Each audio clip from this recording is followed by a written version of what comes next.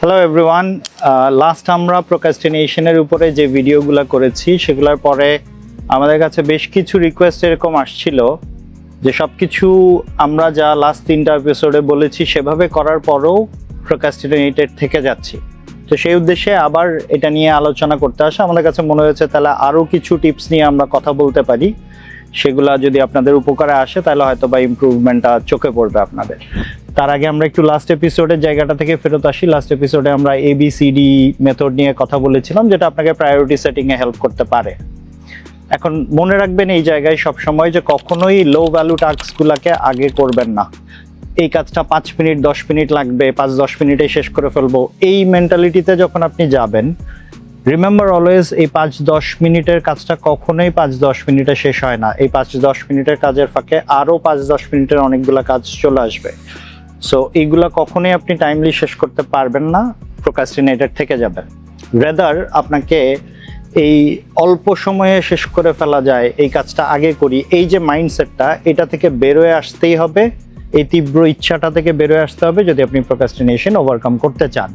লো value task আগে না, সবসময় হাই ভ্যালু টাস্ক আগে। লো ভ্যালু টাস্ককে যদি আপনি প্রতিদিন করতে থাকেন, এটা একটা হ্যাবিটে পরিণত হয়, তখন অফিসে ঢোকার সাথে সাথে আপনার চোখের সামনে সবসময় সেই লো ভ্যালু টাস্কগুলাই আগে ধরা পড়বে, ব্রেইন আগেই ওগুলো আপনাকে দেখাতে থাকবে। ওয়ারাজ আপনি যদি হাই ভ্যালু টাস্কগুলো করা শুরু করেন, সেটাই আপনার হ্যাবিটে পরিণত হবে এবং আপনি ইম্প্যাক্টফুল কাজ সবসময় আগে করতে পারবেন। সো ব্রেইনকে আপনি যেভাবে ট্রেন করবেন, ব্রেইন আপনাকে রেজাল্ট ঠিক সেভাবেই দেবে। এখন আজকের এপিসোডের ডিসকাশনে আসি যে সব কিছু করার পরেও তাহলে কেন রেজাল্ট আসছে না, সেই বিষয়ে আলাপ করি। এক্ষেত্রে আপনাকে 2টা কোশ্চেন নিজেকে করতে হবে। ফার্স্ট ওয়ান, আপনার গোল কি একটু বেশি স্ট্রেচড কিনা? গোল একটু স্ট্রেচ থাকা ভালো, এটা আপনি ক্যারিয়ারে অ্যাম্বিশাস থাকেন, ক্যারিয়ারে আপনার গ্রোথ মাইন্ডসেট বজায় থাকে। কিন্তু যদি এটা আনএটেনেবল হয়ে যায়, অর্থাৎ অসাধ্য হয়ে যায়, এমন হয় যে এটা অ্যাচিভ করাই যাচ্ছে না, তখন প্রবলেম হয়। এটা যদি আপনি বুঝতে পারেন, তাহলে আপনাকে ইমিডিয়েটলি আপনার সিনিয়রের সাথে বসতে হবে to break down your goal into small pieces.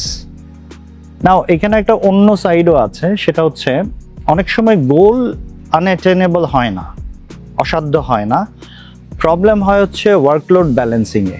Means যে কাজটা 2 জনে করা উচিত সেটা একজনকে দিয়ে কোম্পানি করাচ্ছে কিনা। এখন একজন সিনিয়র হিসেবে যদি আপনি এটা দেখতে পান, তাহলে ডেফিনেটলি আপনাকে সে জায়গায় আপনার জুনিয়র টিম মেম্বারের লোড ব্যালেন্সিংটা করে দিতে হবে। এখানে একটা বিষয়ে খুব কেয়ারফুল থাকা উচিত। আপনি যদি গোল অ্যাচিভ করার স্বার্থে লোড ব্যালেন্সিংয়ের নামে বাড়তি টিম মেম্বার নেওয়ার চেষ্টা করেন, মিনস এটাকে যদি একটা অ্যাডভান্টেজ হিসেবে ইউজ করতে চান, এটাকে যদি একটা স্কেপগোট হিসেবে ইউজ করতে চান যে আপনি বাড়তি কিছু লোক নিয়ে রাখবেন আপনার টিমে, তাহলে মনে রাখবেন টিম প্লেয়ার হিসেবে এটা সবার জন্য খুব ক্ষতির কারণ হবে। রিজন বিহাইন্ড, আপনি যখন এই কাজটা করবেন, মিনস 3 জনের কাজ একজনকে দিয়ে করায় যেভাবে আপনি পারফর্ম করতে পারবেন না, এটা যেমন সত্য, অ্যাট দ্য সেম টাইম আপনি যদি একজনের কাজও 3 জনকে দিয়ে করানোর চেষ্টা করেন, কোম্পানিও কিন্তু বছর শেষে একজনের ইনক্রিমেন্ট 3 জনের মধ্যে ডিস্ট্রিবিউট করে দিয়ে তার ফিনান্সিয়াল ব্যালেন্স বা সার্ভাইভালকে ঠিক রাখবে। সো টিম প্লেয়ার হিসেবে সেটা আরও ক্ষতির কারণ হতে পারে যদি এই ব্যালেন্সিংটা করতে গিয়ে আপনি অ্যাডভান্টেজ বা মিসইউজ করার চেষ্টা করেন। সো আমি রিকোয়েস্ট করবো এটাকে প্রপারলি ব্যালেন্স করার জন্য, যেভাবে করলে সবার জন্য ভালো হয় ঠিক সেভাবে করার জন্য। সেকেন্ড কোয়েশ্চেনে আসি। আপনাকে জিজ্ঞেস করতে হবে নিজেকে যে আপনি এই গোলটা অ্যাচিভ করার জন্য স্কিলড কিনা। আপনার যদি কাজটা ভালোভাবে জানা না থাকে, বোঝা না থাকে, তাহলে আপনি যতই চেষ্টা করেন না কেন, শত টেকনিকেও প্রোক্রাস্টিনেশন থেকে আপনি কখনো বেরোতে পারবেন না। আপনাকে কাজটাকে সময় মতো করার জন্য আগে ওই কাজে স্কিলড হতে হবে, এটা বুঝতে জানতে হবে। Now here comes a very $1 million question, যে আপনার স্কিল, এই বিষয়ে স্কিল অ্যাচিভ করার বিষয়ে এখন যদি আপনাকে প্রশ্ন করা হয়, what is that one single skill যেটা আজকে আপনার সাথে থাকলে আপনার ক্যারিয়ার হয়তো বা অন্যরকম হতো, আপনার গ্রোথ হয়তো বা আরো অনেক বেশি হতো, আপনি সেই একটা সিঙ্গেল স্কিল, যে সিঙ্গেল স্কিলটা আপনার থাকলে আজকে আপনার ক্যারিয়ার অন্যরকম হতো, সেটা লেখেন কাগজে।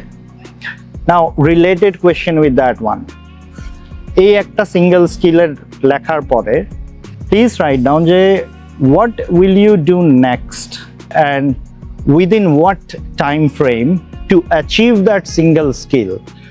Means আপনি যেই স্কিলটা আপনার সাথে থাকলে আপনার ক্যারিয়ার গ্রোথ অন্যরকম হতো বলে মনে করছেন, এই স্কিলটাকে অ্যাচিভ করার জন্য আপনি নেক্সট কি করবেন, কত সময়ের মধ্যে করবেন, সেটা লেখেন। যদি কোনো অ্যাকশন প্ল্যান না থাকে, যদি কোনো অ্যাকশন প্ল্যান না নেন, তাহলে এখন যেমন আছেন সামনেও ঠিক তেমনই থেকে যাবেন। এখন যতটা প্রোক্রাস্টিনেটেড আছেন সামনেও ঠিক ততটাই প্রোক্রাস্টিনেটেড থাকবেন। এখন যতটা আপনি রেজাল্ট পাচ্ছেন সামনেও ঠিক ততটাই রেজাল্ট পাবেন। সো আমার অ্যাডভাইস থাকবে স্টেপ ফরওয়ার্ড। আপনি সামনে আগে এসে অ্যাকশনস নেন, নিজের উপরে শেখার অ্যাটেম্প নেন, স্কিলসগুলোকে অর্জন করেন। ফর এক্সাম্পল, যদি আপনার মনে হয় যে আপনার টেকনিক্যাল নলেজ দুর্বল, তাহলে আপনি টেকনিক্যাল লোকজনের সাথে কথা বলেন। যদি আপনার মনে হয় আপনার কমিউনিকেশন স্কিল উইক, তাহলে আপনি কমিউনিকেশনের উপরে ট্রেনিং করেন। যদি মনে হয় যে লিডারশিপে আপনার দুর্বলতা রয়ে গেছে, তাহলে লিডারশিপের উপরে কোর্স করেন। রিমেম্বার যে নিজের উপরে করা কোনো ইনভেস্টমেন্ট কখনোই বৃথা যায় না, সেগুলো সবসময় কাজে দেয়। আমার ক্যারিয়ারের ধরনের অনেক দুর্বলতা ছিল, বিভিন্ন সময়ে সেই দুর্বলতাগুলো আমি আমার উপরে নিজের পকেটের টাকা খরচ করে বিভিন্ন ট্রেনিংয়ের মাধ্যমে হয়তো বা অনেকটুকু ইমপ্রুভ করে এসেছি। এখানে একটা বিষয় বলে রাখি নিজের এক্সপিরিয়েন্স থেকে, যে এক হাতে কখনো তালি বাজে না। আপনি যদি শেখার জন্য দুপা এগিয়ে আসেন, আপনি দেখবেন আপনার সামনে শেখার অনেক রাস্তা ওপেন হয়ে যাবে। ঠিক তেমনি আপনি যদি নিজের উপরে ইনভেস্টমেন্ট করেন, নিজের ইমপ্রুভমেন্ট দেখান কোম্পানিকে, তাহলে কোম্পানিও আপনাকে ইমপ্রুভ করার জন্য অনেকটুকু এগিয়ে আসবে। আমার উপরেও আমার কোম্পানি এরকম অনেক ইনভেস্টমেন্ট বিভিন্ন সময় করেছে আমাকে ইমপ্রুভ করানোর জন্য, বিকজ আমি আমার ওই ইচ্ছাটা সব সময় প্রকাশ করেছে যে আমি ইমপ্রুভ করতে চাই। আমিও আমার উপরে ইনভেস্ট করেছি, কোম্পানিও এরপরে আমার উপরে ইনভেস্ট করেছে। সো আপনাদের কোন বিষয়ে শেখার আগ্রহ আছে, কি শিখতে চান, কোনটা নিয়ে আপনাদের দুর্বলতা আছে, আমাদেরকে কমেন্টে জানাবেন, তাহলে আমরা সেটা নিয়ে সামনে আরও কাজ করার সুযোগ পাবো। Thank you.